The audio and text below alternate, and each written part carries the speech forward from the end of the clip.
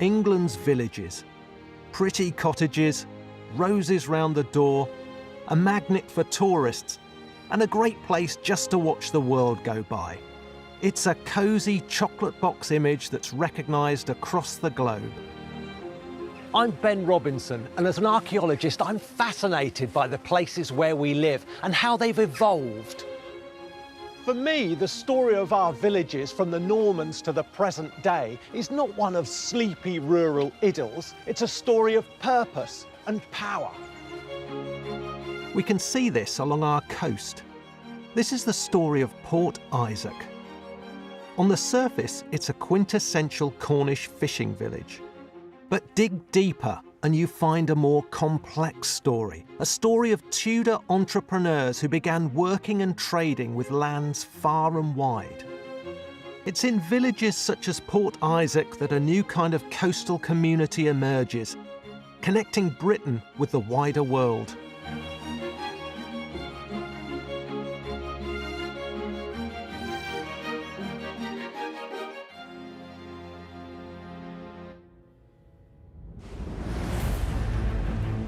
The North Atlantic. There are 4,000 miles of open ocean between here and America. And behind me are the imposing cliffs of North Cornwall. Even on a summer's day, you need to know what you're doing out here. This piece of coastline is treacherous. It can turn from flat calm to raging seas in the blink of an eye. These cliffs and rocky outcrops are the site of hundreds of shipwrecks. But there are places you can find shelter. If you're going to live and work on the coast, you need somewhere that's shielded from the worst of the weather, somewhere to go to when the seas are rough. Somewhere like this, Port Isaac.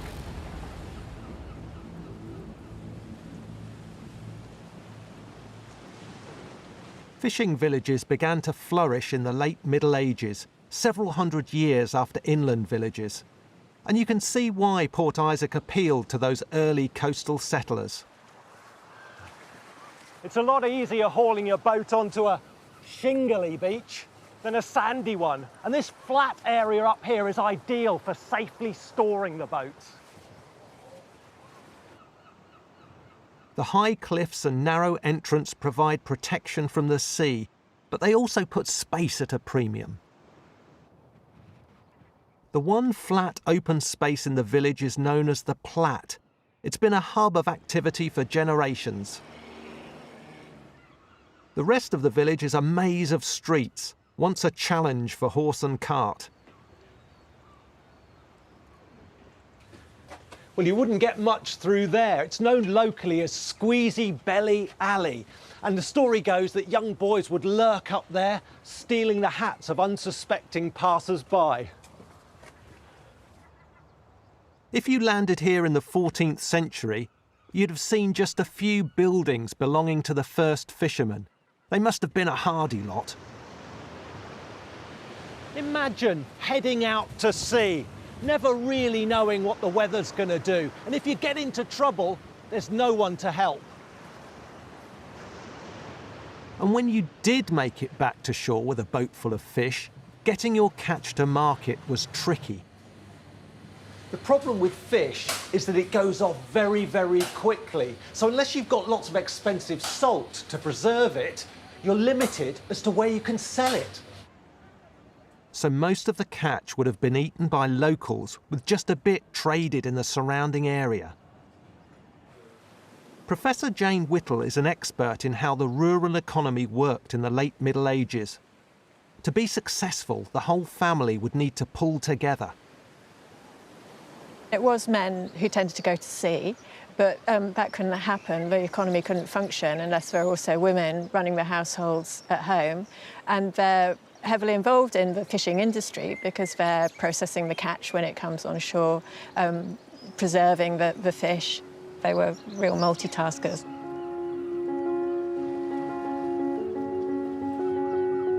A hand-to-mouth existence was the norm. But by the 16th century, rising wealth brought change. In Tudor times, the other advantages in living close to the sea began to be realised. International trade in places like Port Isaac increased. Port Isaac was well placed to grow. It was one of the relatively few safe harbours on the North Atlantic coast, and there was increasing demand for Cornwall's natural resources. By the 16th and 17th century, communities like this are involved in international trade. People decide to invest in boats, and they can find crew here, so people come looking for work as crew. All along the Cornish coast, goods like coal, slate and wool were beginning to be imported and exported. So, I mean, we might look at it today and think it's a sleepy little rural place, but actually it expanded and became the way it is because of the commercialisation of the economy, and because it was outward looking towards the main trade routes, which were all maritime. Places like Port Isaac became key staging posts where ships could pick up people and goods. Port Isaac is one of 3 fishing coves on this stretch of the Cornish coast. A few miles to the west is Port Quin, and just over the hill to the north is Port Gavern. In the 16th century, Port Isaac began to grow faster than its neighbours. But to see why, you have to be patient. On a few days every month, the tide drops low enough to reveal the past.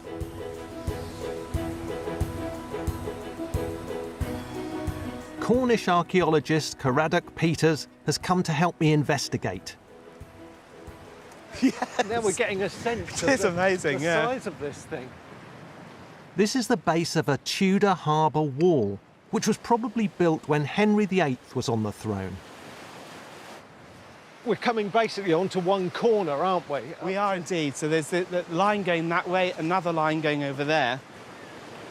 I tell you what, it'd take a heck of an effort to move these into place. Indeed, they are just massive, and you can see where they've come from the stones over there, these large blocks, and they've shifted them all the way here. But they're stacked in this way vertically, and to know to do this is very important, because if you're naive, you just put these things end on end like that horizontally, but the tide coming in has the effect of lifting stuff up, whereas this allows the water to come in through the spaces here, and it actually absorbs the force rather than resisting it. And actually, when you get your eye in, look, there's quite a lot of on-edge stuff. Absolutely, all of them.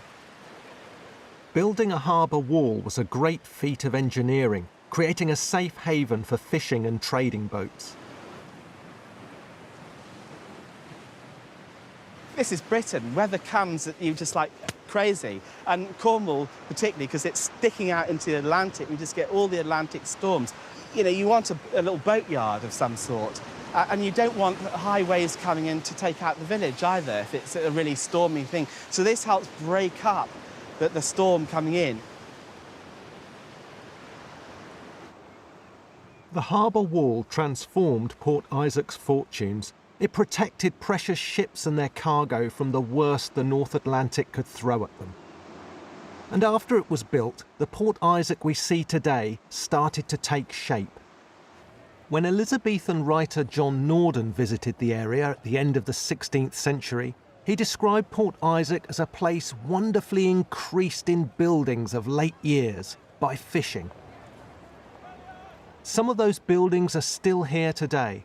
Huddled round the Platt are the oldest structures in the village.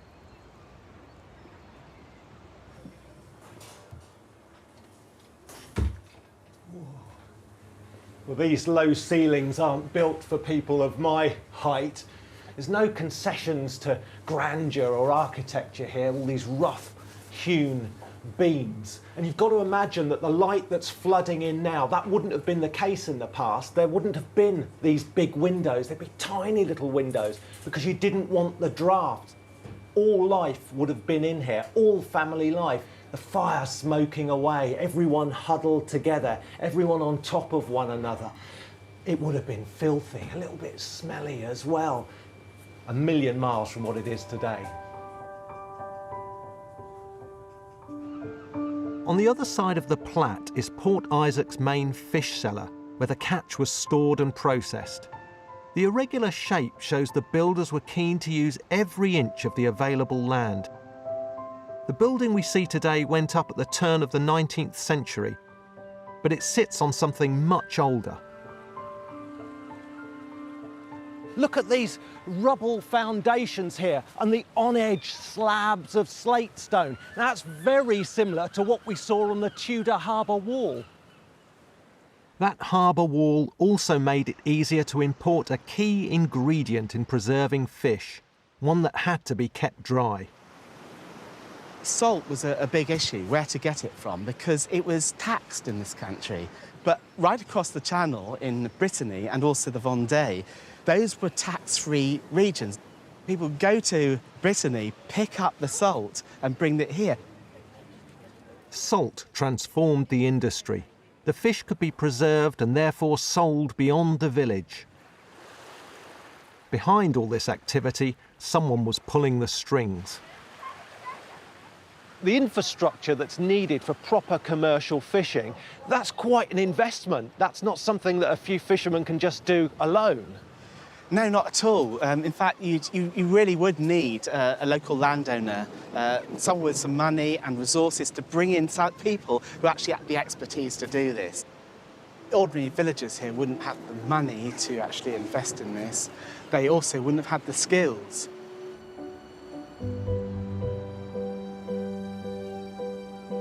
So who did have the money and influence to build that wall? To find the clues, you have to head out of the village.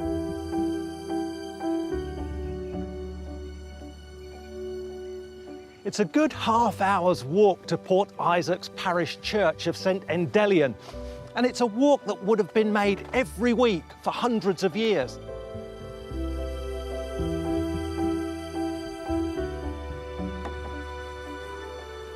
The church is a long way from the village because it was built long before Port Isaac became important.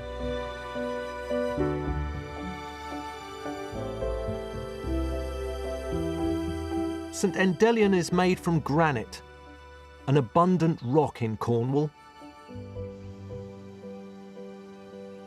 Granite is a very, very hard stone, and it can be difficult to carve into architectural details, and that makes it difficult to date churches. But this looks sort of 15th century to me. However, I know that there was a church here long before that, already very well established by Tudor times. Inside, we get a sense of the wealth that existed in this parish. This is a shrine to Saint Endelion. It's an elaborate piece of work and would have required a very skilled craftsman to carry it off. It's also an expensive piece of work. This shows me that this church had wealthy connections.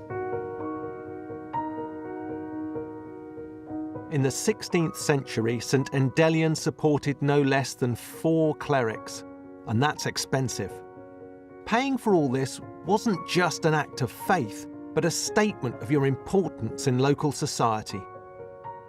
And there's one family who were clearly involved. This is the Roscarrock Isle, and it's named after a family who by Tudor times had already been in the parish for several hundred years. At the end of the isle is the tomb slab of John Roscarrock, who died in 1537. It's highly likely that it was John Roscarrock and his family who funded that first harbour wall. They must have known what was going on and seen that it was an opportunity, and therefore to increase the rents. You know, having more people living on their estate means more income for them. The Roscarrocks up there, they would have had the wealth to be able to invest in this, but they'll also be able to have a network of people they could draw on, contacts to bring in people with the right skills to be able to do these things. Other evidence of the Roscarrock's power and influence survives. Their wealth wasn't just founded on fishing. Their greatest asset was hundreds of acres of Cornish farmland. And that connection between sea and soil is marked in the very name Port Isaac. When the Cornish writer Richard Carew published a history of the county at the start of the 17th century, he referred to the village as Port Isaac. Port comes from the Cornish word porth, meaning harbour.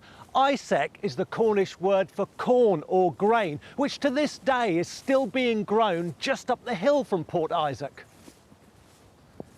The Rescarrock's farm occupied a prime position just above the village. Most agriculture in Cornwall was and still is based on livestock, but in the right conditions cereals grow well too. Thanks to the shape of the cliffs, this farm gets a lot less rain than the surrounding countryside, making it suitable for corn and livestock. These are bought from various local markets, about 18 months old. Philip Sloman's family are the current owners at Rescarrock, a place where it's easy to get a sense of the past.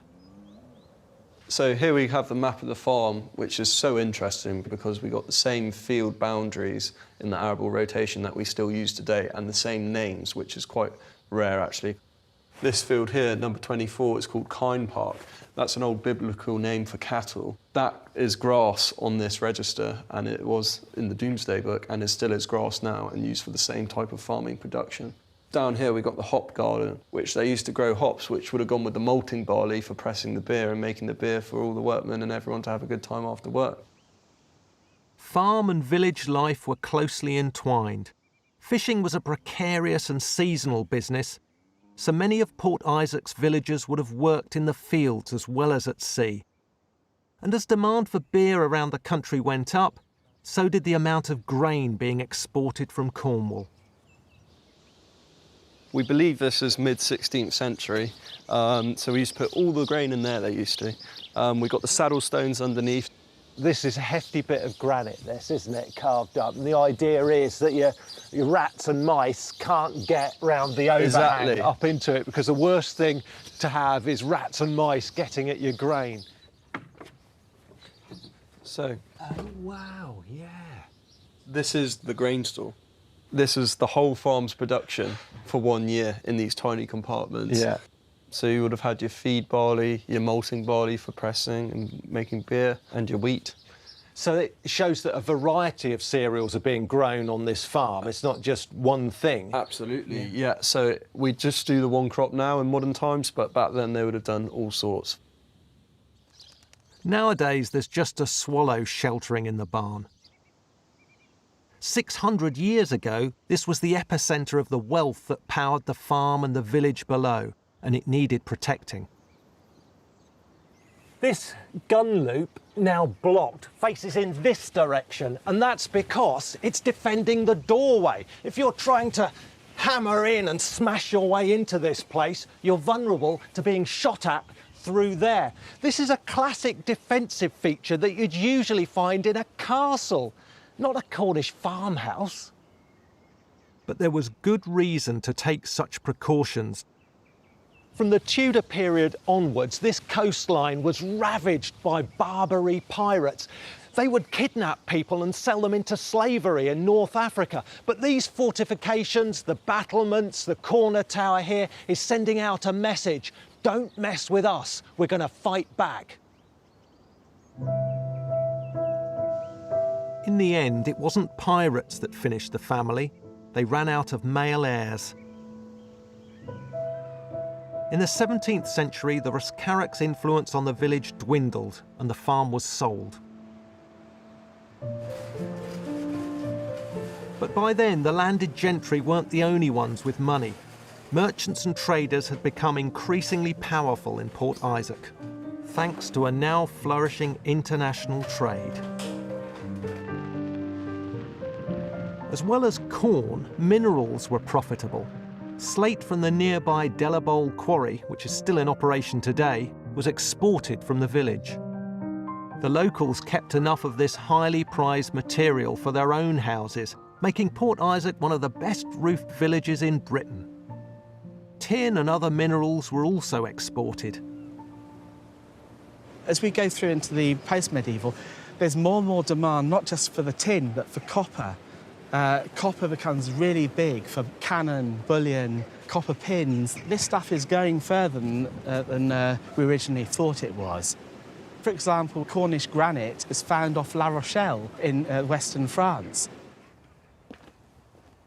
But not all trade was above board. This was a coastline well known for sneaking things in under the nose of the authorities. The village pub has a bit of a secret. For many years, goods such as tobacco, spirits and salt were smuggled into Cornwall to avoid paying customs duties. Tunnels like this would have been ideal to store illicit material. It's said that merchants in Cornwall in the 17th century drew little distinction between legal and illegal trade. This would have been a great place to store barrels of contraband, whiskey and bales of tobacco. The current bottles on display are just for the tourists. The minerals export trade continued to be a staple of Port Isaac's economy. But in the 18th century, the village was to benefit from a fishing boom, when one particular catch became dominant. Pilchards migrated north along the Cornish coast during the summer months and for hundreds of years could be found in huge numbers. Now you'd be hard-pressed to find one in Port Isaac. These are going to be used for bait. The pilchards gave Cornish traders an opportunity that lasted well into the 20th century. Catholic Europe wanted fish during Lent and on Fridays, and as the Cornish got better at preserving them, pilchards became a lucrative export.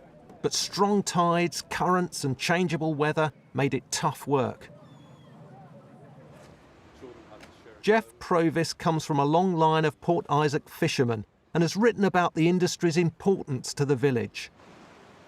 It wasn't just a case of going out there and seeing what you could catch. It seemed to be much more organised than that. Highly organised indeed.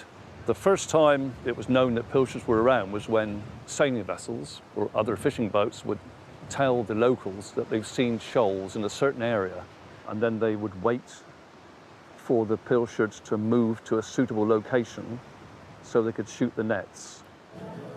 The main way of catching pilchards was by seine net, where several boats would work together to enclose the shoal in a big circle.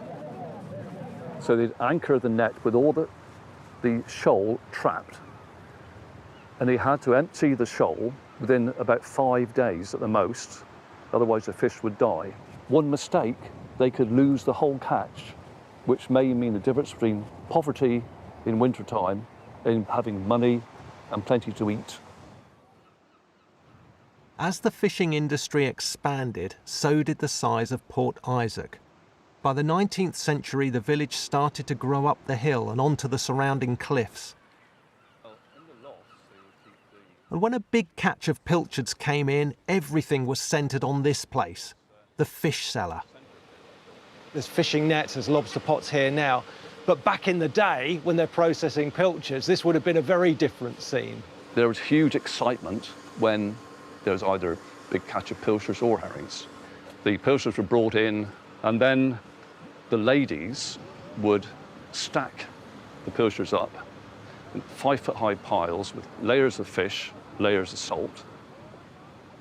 At the height of the pilchard boom, most boats, nets and cellars were owned by wealthy men called adventurers, and they took most of the profit. I don't think the rich people who invested were thought bad of at all, because if there's a big catch, the locals were paid, in the case of pilchards, a wage. They had food, money, and a winter without going hungry. If there's one character who defined the power in the village in the 19th century, it's Warwick Guy. The son of a local landowner, he was Port Isaac's preeminent businessman. This is his old house, and it's one of the few with a front garden in a village where land was in short supply, a clear sign of his wealth. There's a story that he used to stand in the upstairs window, keeping a close eye on the comings and goings. Guy dominated the village. He bought up property, land and sailing ships for exporting and importing goods. He would hire labour on the spot. If a vessel could come in, he'd be there just hiring local people to work then, and he paid them with tokens, which could only be redeemed at his shop. That's clever recycling, that, isn't it? Oh, it really is. Life for ordinary villagers was tough. The cottages were overcrowded and food usually scarce. One 19th century commentator described the village as a hovel full of wretched specimens that was best avoided at night. Pilchard fishing started to decline in the 1830s when the pilchards were no longer turning up in such great shoals and tax changes forced up costs. Larger ports were more efficient and the trade moved to bigger harbours like St Ives. There was a brief return to the glory days when the railway arrived at Port Isaac in the 1890s, enabling fish to quickly reach London markets. But that didn't last long as other ports started to dominate. As fishing and trade depended on bigger boats going further afield, the steep cliffs here and the small harbour meant that Port Isaac couldn't grow as other ports were able to. Fishing became concentrated in places that could expand, like Newlyn in South Cornwall or Great Yarmouth on England's east coast. The village lost its mineral trade too as trains took over from the ships. By the 1930s, it was tourists, not fish, that Port Isaac was increasingly reeling in. Like many other Cornish coves, Port Isaac was once a hotbed of smuggling. Now the holiday coves come here to do their snuggling. The only modern note in an old world setting is the fine new breakwater, which gives greater security against the frequent storms. But men must work, and it's the sort of work they and their families have been doing for many generations. Lobster fishing. The wickerwork creels or pots are being baited for the catch. Narrow, rocky streets, so typical of Cornwall, lead down to the sea, and the sea wall bears the scars of many an encounter. But there's life in the old dogs yet, and if you want to hear a good yarn, these are the lads to tell them.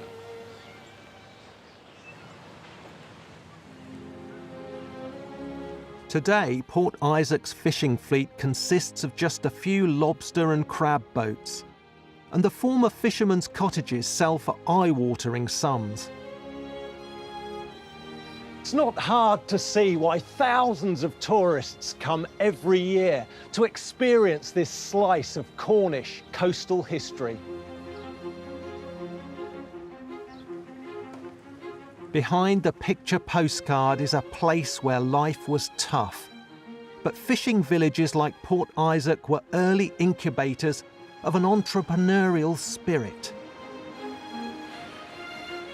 And on this wild Atlantic coast, we see our fledgling trading nation connecting with the world beyond.